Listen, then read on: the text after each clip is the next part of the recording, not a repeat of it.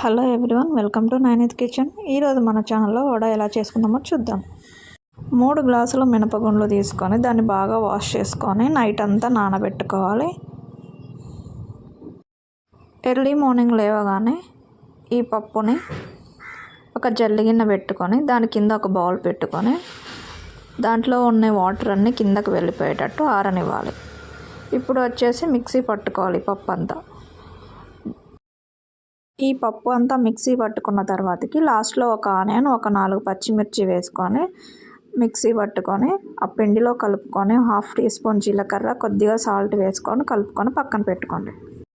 ఇప్పుడు ఈ పిండిని ఒక కవర్ మీద పెట్టుకొని వాటర్ అప్లై చేసుకుంటూ వేసుకుంటే చాలా ఈజీగా వస్తుంది. లేదంటే కొంతమంది చేతులతో కూడా వేసుకుంటారు. ప్యాన్ పెట్టుకొని ఆయిల్ హీట్ అయిన తర్వాతకు వేసుకోవాలి. మీడియం ఫ్లేమ్లో వేసుకుంటూ ఫ్రై చేసుకోవాలి, లేదంటే హై ఫ్లేమ్లో పెడితే సరిగా ఉడకదు లోపల. మళ్ళీ అదే విధంగా కవర్ పైన వడ చేసి ఇలా ఆయిల్లో ఫ్రై చేసుకుంటూ ఉంటే వేడి వేడి క్రిస్పీ వడ అనేది రెడీ. ఈ వీడియో మీకు నచ్చినట్లయితే please like, share and subscribe చేసుకోండి.